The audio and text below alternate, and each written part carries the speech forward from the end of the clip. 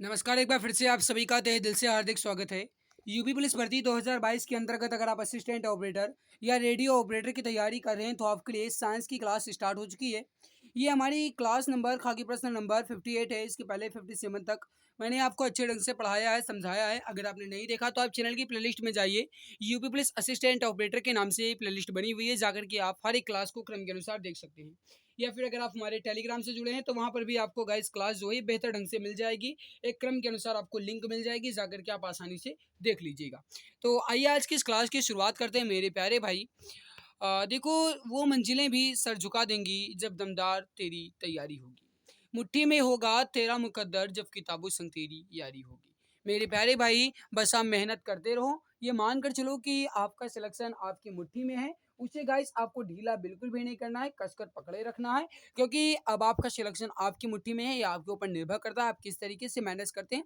हालांकि मैं आपको बता दूं कि ये गाइस आपके पास जो इस समय भर्तियां आई हुई हैं, ये मान कर चलो सबसे ज़्यादा गोल्डन चांस है। इसके बाद आपके जीवन में इस तरीके से गोल्डन चांस नहीं मिलने वाले हैं। ठीक है? तो आप मेहनत करते रहिएगा, निश्चित है कि आपका सिलेक्शन होगा। बस मेरे प्यारे भाई, बिना किसी मतलब झिझक के या बिना किसी तकलीफ़ के आप मेहनत करते रहो। ये मानकर चलो अगर आज आपकी तकलीफ़ें हैं, तो वो आगे चल कर के खुशियों में बदल जाएँगी, ठीक है? लेकिन आज तो आपको तकलीफ़ होगी ही तैयारी करने में, है ना? तो आइए आज की इस क्लास की शुरुआत करते हैं। पहला क्वेश्चन आपसे क्या कह रहा है कि उत्प्लावकता सिद्धांत के आधार पर जहाज पानी में तैरते हैं। उत्प्लावकता सिद्धांत के आधार पर जहाज पानी में तैरते हैं। सबसे पहले इस सिद्धांत की पहचान करने का श्रेय जो है ये किस वैज्ञानिक को दिया जाता है। यह क्वेश्चन आपके एग्जाम की दृष्टि से महत्वपूर्ण है। तो बताइए इसका राइट आंसर क्या हो जाएगा। अब देखो, उत्प्लावकता का सिद्धांत या फिर आपने पढ़ा होगा आर्किमिडीज का नियम, है ना? तो गाइस आर्किमिडीज ने दिया था, राइट होगा आपका ऑप्शन नंबर सी। अगर आपसे ये पूछा जाता है कि आर्किमिडीज किस देश से संबंधित थे, तो मेरे प्यारे भाई याद रखिएगा आर्किमिडीज जो थे ये ग्रीस से संबंधित थे। ठीक है? कहाँ से? ग्रीस से संबंधित हैं। तो आपसे ये भी पूछा जा सकता है। ठीक है? चलिए अगला क्वेश्चन आपके सामने, क्वेश्चन क्या कह रहा है इसको देखिए। क्वेश्चन है कि निम्नलिखित में से कौन सा कारक किसी भी दिए गए द्रव में वस्तु पर कार्यरत उत्प्लावन बल के परिमाण पर निर्भर करता है। थोड़ा सा दिमाग लगाइएगा, क्वेश्चन आपका बहुत इजी है। थोड़ा लंबा चौड़ा भले ही दिख रहा है लेकिन इजी बहुत है। बताइए इसका राइट आंसर क्या हो जाएगा, जल्दी जल्दी आंसर देने की कोशिश कीजिए। देखो गाइस, कौन सा कारक किसी भी दिए गए द्रव में वस्तु पर कार्यरत उत्प्लावन बल के परिमाण पर निर्भर करता है। करेक्ट हो जाएगा तरल पदार्थ का घनत्व और उसमें डूबी हुई वस्तु के आयतन पर। करेक्ट हो जाएगा यहाँ पर आपका ऑप्शन नंबर सी। जो भी मित्र ऑप्शन सी बता रहे हैं बिल्कुल सही आंसर हो जाएगा।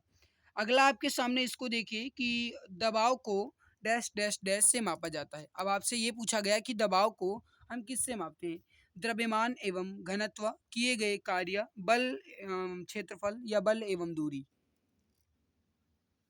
अब देखो, आप सभी जानते हैं कि दाब बराबर क्या होता है मेरे प्यारे भाई। दाब बराबर होता है बल बटा क्षेत्रफल। ये होता है दाब बराबर। ठीक है? और इसका जो गाइस मतलब मात्रक होता है वो होता है न्यूटन प्रति मीटर स्क्वायर, या गाइस आपको पास्कल भी देखने को मिलेगा, है ना? न्यूटन प्रति मीटर स्क्वायर कहा जाए या पास्कल कहा जाए, बात एक ही है। तो गाइस दाब जो है इसको मापते हैं बल बटे क्षेत्रफल में। कहने का मतलब है यहाँ पर बल एवं क्षेत्रफल वाला ऑप्शन आपका बिल्कुल राइट होगा। तो जो भी डी ऑप्शन नंबर सी यहाँ पर बता रहे हैं बिल्कुल सही हो जाएगा। करेक्ट आंसर हो जाएगा यहाँ पर आपका ऑप्शन नंबर सी। अगला क्वेश्चन आपके सामने कि किसी लगाए गए बल के लिए यदि क्षेत्रफल कम है तो दाब कैसा होगा। अब अगर आप यहाँ पर समझेंगे तो देखो, अभी मैंने आप सभी को बताया कि गाइस दाब बराबर क्या होता है बल बटे क्षेत्रफल। कहा गया किसी भी लगाए गए बल के लिए यदि क्षेत्रफल कम है तो दाब भैया क्या होगा, अधिक होगा, है ना? क्योंकि उसके अनुपातिक होते हैं। तो करेक्ट हो जाएगा यहाँ पर आपका ऑप्शन नंबर सी। जो भी मित्र यहाँ पर बता रहे हैं ऑप्शन नंबर सी बिल्कुल करेक्ट हो जाएगा, परफेक्ट आंसर हो जाएगा। यहाँ पर जो गाइस दाब होगा ये कैसा होगा, अधिक हो जाएगा। परफेक्ट हो जाएगा ऑप्शन नंबर सी। अगला क्वेश्चन आपके सामने, क्वेश्चन क्या कह रहा है इसको देखिए कि पानी का घनत्व जो है ये क्या है। इसका आंसर आप बताएंगे, पानी का घनत्व क्या है। करेक्ट आंसर हो जाएगा आपका 1000 किलो प्रति घन मीटर। परफेक्ट आंसर हो जाएगा ऑप्शन नंबर ए। 1000 किलो प्रति घन मीटर जो है पानी का घनत्व हो जाएगा। ऑप्शन ए आपका बिल्कुल सही आंसर हो जाएगा। अगला आपके सामने मास प्रति यूनिट वॉल्यूम क्या है। अब अगर आप ध्यान देंगे तो कहने का मतलब ये है मेरे प्यारे भाई कि द्रव्यमान बटे आयतन जो है ये क्या है। ये इंग्लिश में लिखा गया है मास प्रति यूनिट वॉल्यूम। तो गाइस अब आपको ये बताना है कि जो द्रव्यमान बटे आयतन है ये किसका मात्रक होता है।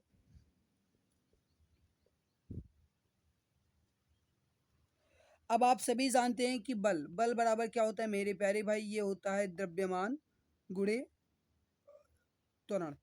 ये होता है गाइस बल। कार्य बराबर क्या होता है, ये होता है गाइस बल गुणे बल की दिशा में किया गया विस्थापन। ठीक है। घनत्व जो है गाइस ये होता है आपका द्रव्यमान बटे आयतन। ठीक है। दाब बराबर क्या होता है, ये होता है गाइस आपका बल बटा क्षेत्रफल। ओके। तो यहाँ पर गाइस आपका राइट क्या हो जाएगा, डेंसिटी या फिर घनत्व बिल्कुल करेक्ट हो जाएगा। जो भी मित्र यहाँ पर ऑप्शन नंबर सी बता रहे हैं बिल्कुल सही हो जाएगा। अगला है कि शुद्ध पानी का घनत्व जो है ये लवण युक्त पानी के घनत्व से कैसा होता है, अधिक होता है, बराबर होता है, कम होता है या तुलना में नगण्य होता है। गाइस शुद्ध पानी का घनत्व लवण युक्त पानी के घनत्व से कैसा होता है, कम होता है। करेक्ट हो जाएगा। यहाँ पर आपका ऑप्शन नंबर ए बिल्कुल परफेक्ट आंसर हो जाएगा। अगला आपके सामने निम्नलिखित कारणों में से किसके कारण बादल आकाश में तैरते हैं। बताएंगे इसका राइट आंसर क्या हो जाएगा। निम्नलिखित कारणों में से किसके कारण बादल आकाश में तैरते हैं। याद रखिएगा मेरे प्यारे भाई, निम्न घनत्व के कारण बादल जो हैं ये आकाश में तैरते रहते हैं। परफेक्ट आंसर हो जाएगा यहाँ पर आपका ऑप्शन नंबर सी, निम्न घनत्व के कारण। तो जो भी मित्र प्यारे भाई ऑप्शन नंबर डी बता रहे हैं बिल्कुल करेक्ट हो जाएगा, निम्न घनत्व के कारण। अगला कि वह स्थिति जिसमें आणविक आकर्षण अत्यधिक दृढ़ होता है वो क्या है। इसका आंसर आप बताएंगे। वह स्थिति जिसमें आणविक आकर्षण अत्यधिक दृढ़ होता है क्या हो जाएगा। ठोस, द्रव, गैस या फिर वाष्प। बताइए इसका राइट आंसर क्या हो जाएगा। और मेरे प्यारे भाई अगर आपने अभी तक क्लास को लाइक नहीं किया तो एक बार सभी मित्र क्लास को दिल की गहराई से लाइक जरूर कर देंगे। वह स्थिति जिसमें आणविक आकर्षण अत्यधिक दृढ़ होता है, करेक्ट हो जाएगा आपका ठोस। ठीक है। जैसे मान लीजिए मेरे प्यारे भाई ये आपका कोई एक ईंट है और इसमें यहाँ पर गाइस पूरा भरा हुआ है, ये अणुओं से पूरा भरा हुआ है। ठीक है। तो ये एक दूसरे को गाइस आपस में जकड़े रखता है। तो ये गाइस जो इसकी आणविक होगी यानी पकड़ने की क्षमता होगी या आकर्षण करने की क्षमता होगी ये सबसे अधिक होगी या फिर दृढ़ होगी। तो गाइस इसी के कारण जो आणविक आकर्षण होता है ये ठोस में अधिक होता है। तो वहीं अगर बात करें द्रव में, तो द्रव में जो होता है गाइस ये मान लीजिए मैंने द्रव किया तो ये होता है आपका इतना, मतलब थोड़ा थोड़ा दूर दूर होता है, ये होता है आपका गाइस द्रव। ठीक है। यहाँ पर जैसे मैंने एक बिंदु जैसा आपको दिखाया है। ओके। ये हो गया आपका मेरे प्यारे भाई द्रव। बात करें जैसे आपका गैस, तो गैस में मेरे प्यारे भाई आपका यहाँ पर एक बिंदु है, यहाँ पर कोई एक अणु है, तो कोई यहाँ पर होगा, कोई यहाँ पर, कोई यहाँ पर, कोई यहाँ पर, बस ऐसे ही दो चार बीच बीच में पड़े रहेंगे। ठीक है। तो यहाँ पर ये आपका हो गया मेरे प्यारे भाई सॉलिड, ये हो गया आपका गैस और ये हो गया आपका लिक्विड। ओके। तो आप ये याद रखिएगा। अत्यधिक दृढ़ आपसे पूछा गया तो ठोस यहाँ पर आपका बिल्कुल सही हो जाएगा। अगला आपके सामने मेरे प्यारे भाई क्वेश्चन आपसे क्या कह रहा है इसको देखिए। क्वेश्चन है कि गैस में आणविक गति के वितरण पर तापमान में वृद्धि के प्रभाव के संबंध में कौन सा कथन सत्य नहीं है। थोड़ा दिमाग लगाना, आंसर दीजिए आसानी से। और अगर आपने अभी तक क्लास को लाइक नहीं किया है तो एक बार सभी मित्र क्लास को दिल की गहराई से लाइक जरूर कर देंगे। अब देखो गाइज यहाँ पर सबसे संभावित गति के साथ अणुओं का अंश बढ़ता है, बिल्कुल गलत। सबसे संभावित गति के साथ अणुओं की गति बढ़ेगी ना कि अंश बढ़ेगा। ऑप्शन बी यहाँ पर आपका बिल्कुल सही हो जाएगा, यही यहाँ पर सही नहीं लिखा गया है। तो करेक्ट यहाँ पर क्या हो जाएगा मेरे प्यारे भाई, ऑप्शन नंबर बी आपका बिल्कुल सही हो जाएगा। अगला देखो क्वेश्चन आपसे क्या कह रहा है कि गैस अणुगति सिद्धांत या फिर काइनेटिक थ्योरी ऑफ गैसेस के अनुसार परम शून्य तापमान की जो प्राप्ति है ये तभी होगी जब गैस का आयतन शून्य होगा, या गैस का दाब भी शून्य होगा, या अणुओं की गतिज ऊर्जा शून्य होगी, या गैस की विशिष्ट ऊष्मा शून्य होगी। इसमें से क्या कथन सही है आपको बताना है, राइट आंसर क्या हो जाएगा। देखो ये क्वेश्चन जो है गाइस जी आपके एग्जाम में टपक सकता है क्योंकि टपकने के ज़्यादा चांसेस इसके दिख रहे हैं। तो गैस अणुगति सिद्धांत के अनुसार परम शून्य तापमान की प्राप्ति तभी होगी जब अणुओं की गतिज ऊर्जा क्या होगी मेरे प्यारे भाई, बिल्कुल शून्य होगी, जीरो होगी। करेक्ट हो जाएगा यहाँ पर आपका ऑप्शन सी, जो वीडियर ऑप्शन नंबर सी बता रहे हैं बिल्कुल सही हो जाएगा। अगला देखो गाइस क्वेश्चन आपसे क्या कह रहा है इसको देखिए। क्वेश्चन है कि एक मिनट पूरा कर लें। गाइस क्वेश्चन है कि बोरोसिलिकेट ग्लास बर्तन का जो माइक्रोवेव ओवन है ये प्रयोग किया जाता है, क्यों। क्योंकि ये भंगुर नहीं है, या अत्यधिक ऊष्मा प्रतिरोधी है, या किसी भी अन्य बर्तन से अत्यधिक तेजी में खाना बनाते हैं, या ऊर्जा कुशल होते हैं।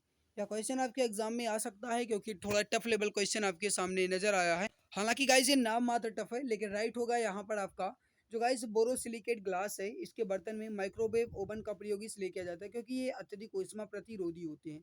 करेक्ट हो जाएगा यहाँ पर आपका ऑप्शन नंबर बी। तो जो भी मित्र यहाँ पर ऑप्शन बी बता रहे हैं बिल्कुल सही आंसर हो जाएगा।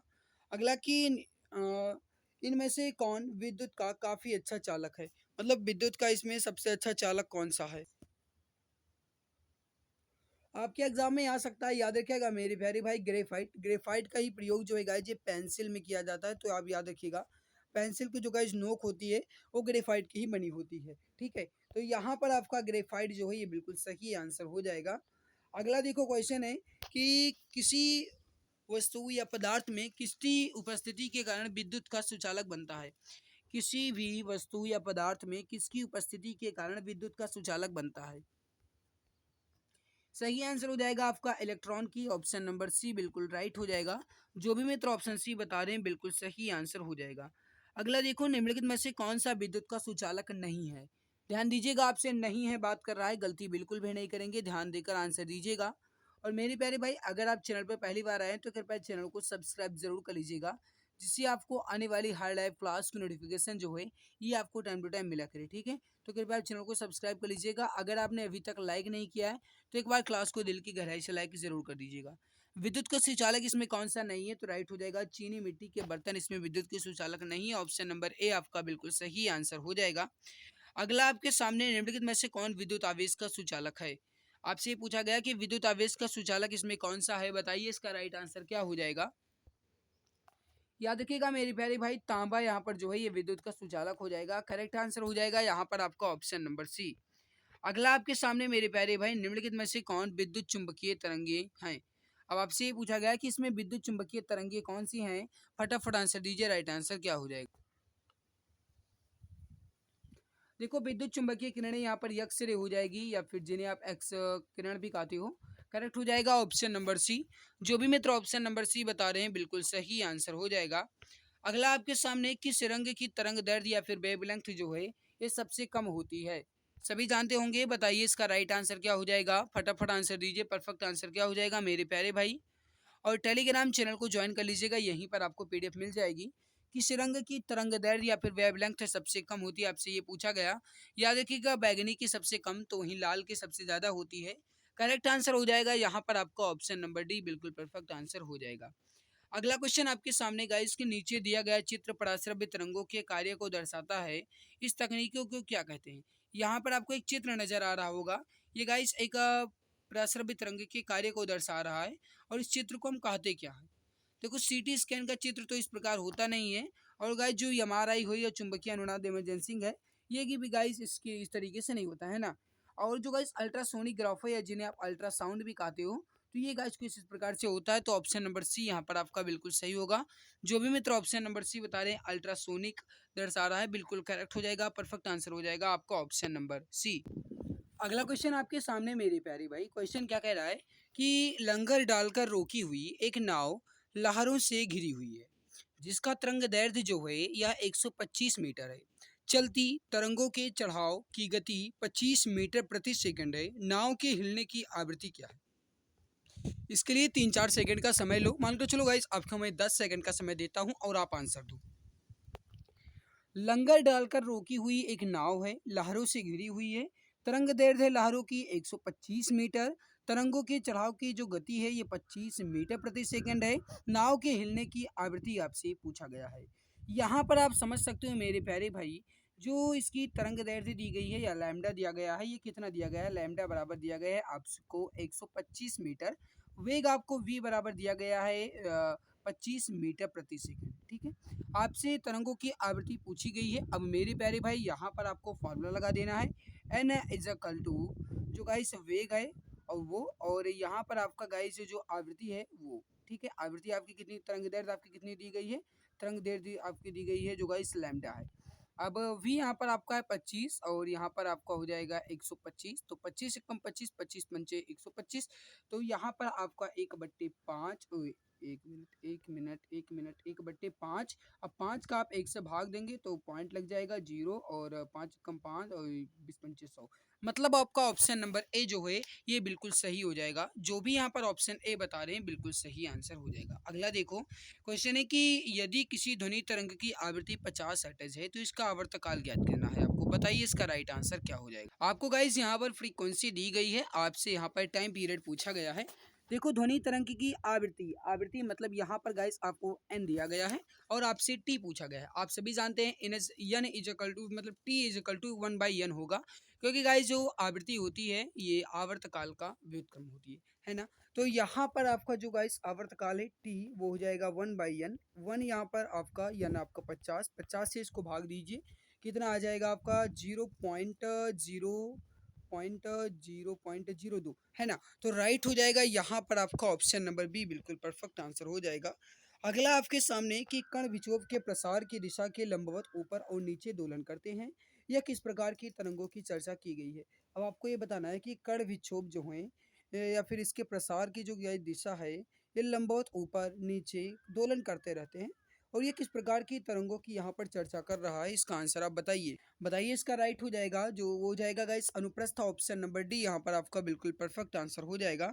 अगला की कंपन कर रही वस्तु का जो समय अंतराल है यह 0.04 सेकंड है। तरंग की आवृत्ति आपसे पूछी गई है। बताइए इसका राइट आंसर क्या हो जाएगा। यहाँ पर आपको फॉर्मूला लगाना है गाइस, वो लगाना है N is equal to 1/t।